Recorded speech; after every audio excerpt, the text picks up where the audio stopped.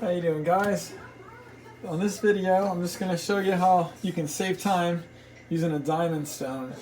So 400 grit on this side, 140 on this side. And we're not going to use the 140, but the knife that I'm sharpening is pretty damaged, and as you can see it is ate up. So, you know, on second thought I might reprofile that tip, and to do that I will probably use the 140. So anyways, I hope you enjoy the video. I'm going to flip it over, get out the 140 grit, really extra coarse diamond stone, and I'm going to try to bring this to a point. It's going to have to, that's the edge right here, so the point is going to actually have to come down like this. It might be kind of a Santoku looking little knife by the time we're done with it. So here it goes.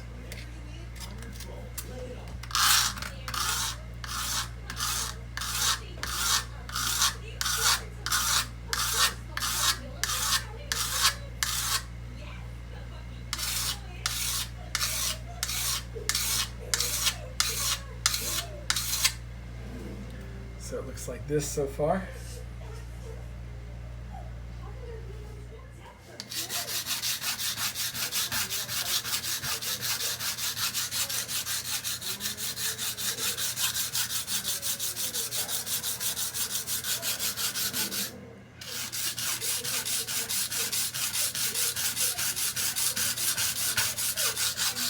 I don't know if I mentioned it, this is an Atoma brand 140 grit diamond stone. I bought it on the Reprofiling website. He makes sharpening videos, and I learned a lot from that website. Yep, there you go. Here's what we're getting. We're grinding it away a little at a time here. It's getting there. A little more.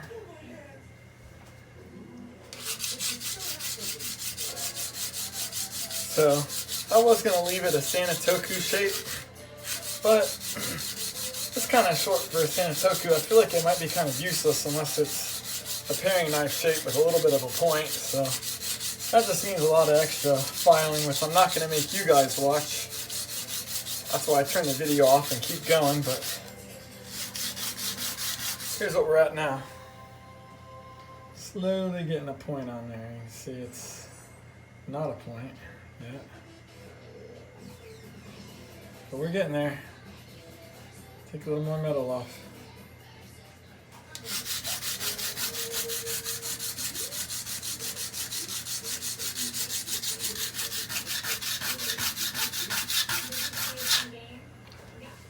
Getting closer, closer still.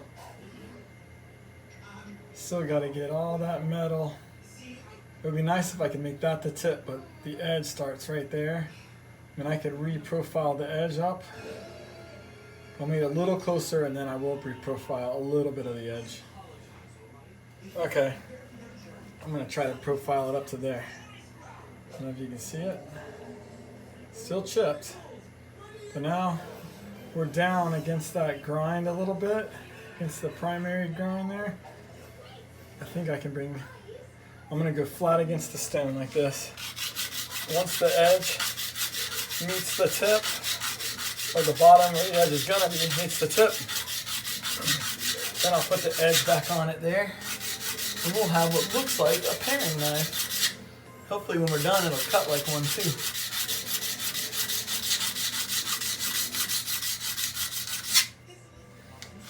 Okay, well, about there, that actually didn't take long. The profiling the top took probably 20-25 minutes of just rubbing back and forth in the stone.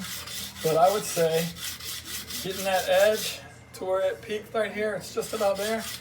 I've got this is taking me less than probably 5 minutes, maybe 3 minutes. There you go. That is going to look like a paring knife, a proper paring knife. But I don't know if you can see, it is flat as can be. Can't really tell. It's flat on that tip. I mean, there's absolutely no edge whatsoever, and it's about as thick as the spine right in there. Not too far off, so we're going to use this on the tip, just like this a little bit, to get that grind on there. It won't look uniform because this was a hollow grind, but it'll still slice just as good as the rest of it when I'm done. So I'm going to do this. I'm going to flip it over back and forth. And then once I've got an edge or close to an edge, I'll switch over to the 400 grit diamond stone. And we'll go ahead and hit the whole thing with that until we get an edge and go from there. Alright, so we've been going on it like this all up through here. And still there's a little bit of a, I don't know, not maybe a chip out of the very tip. I don't think I quite got it down enough, but I don't want to cause myself extra work by getting it all the way but with that 140 grit. So I'm going to flip it over now to the 400 grit diamond and finish getting that edge up front, and go ahead and get an edge on the whole thing actually. I'll start that right now. Just like I do with the water stones, only pressing a little bit lighter because you don't have to use force with diamonds. You just keep that even light pressure. But the diamonds, they're very sharp, they'll do their job cutting.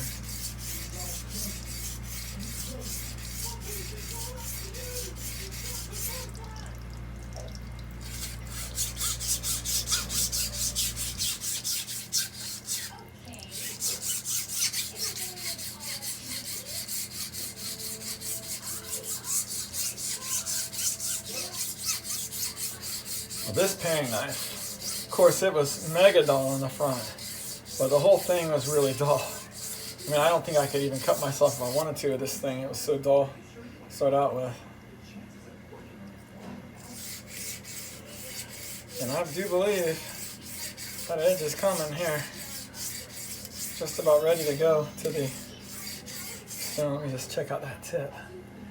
Look on that tip just a little bit. All right. We got an edge on there with the 400 grit. And moving on to 800 grit. Let that dry out. Alright, almost there now. Whew. Okay, this is going to be nice. Starting with the tip. That's the trouble area on this one for sure, but we've got an edge now, so I don't have to push very hard. Just getting the microscopic chips of that 400 grit stone leaves, getting those out, bringing it to a finer finish on the edge. Okay. Trying to hold that angle steady.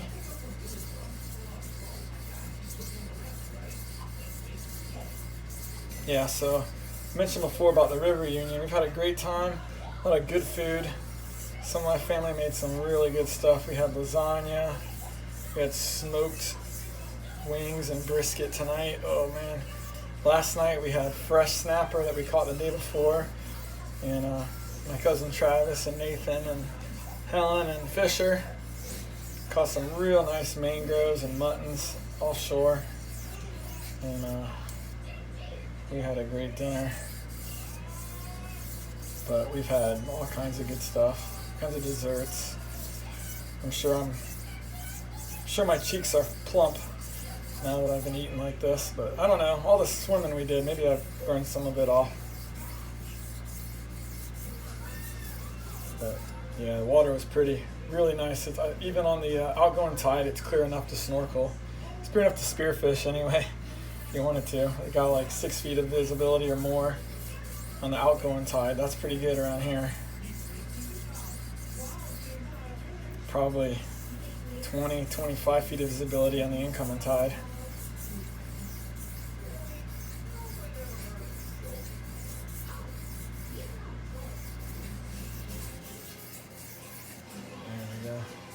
Oh yeah, that's feeling good.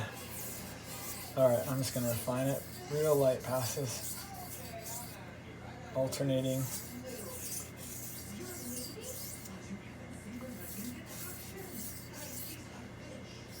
Alright. Moving on to 3000, of course. And I'll show you what it looks like when it's done. Alright, so gotten the finish with a 3000 grit. We're just going to do a couple light passes at a little bit more of an angle. Make sure I get that burr off all the way. And then of course the trick is run it through end grain of wood. So we can do this, make sure the burr's off. And then I learned from the guys at Tormek about pulling it. Look at that dirty fingernail. Oh, it's got metal shavings all up under it. Yeah, you pull it across your fingernail like that. If it feels smooth, which it does, then the burr is off. So, burr's off. Now we strap. Oops. Don't want to contaminate. Okay.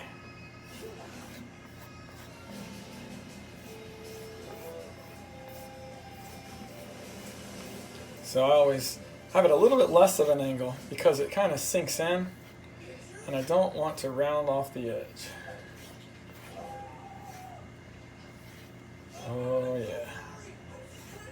Alright, well, moment of truth here in a second.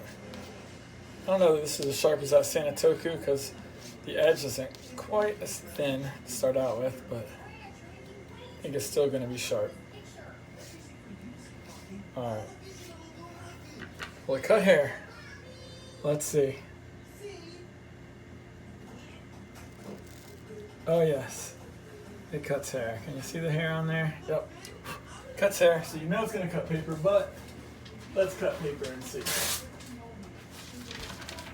Okay. Oh, I don't, still toothy. So that, you know what that means? Means I didn't refine it enough. So we're going to go back. I'm going back to the 800 grit. You won't have to watch me, but I'm going to go back to the 800 grit, back to 3000 grit, and we'll try this again. So went back, the stones, here we are. That's more like it. See how that tip is. Ooh, nice. Look at that. Oh yeah. All right, all done. Take a look at that. Now I got a proper paring knife. It's pretty cool. This is probably a $5 knife, and I probably spent like an hour doing this total, but it's still kind of gratifying. All right, well, thanks for watching, folks. See you next time.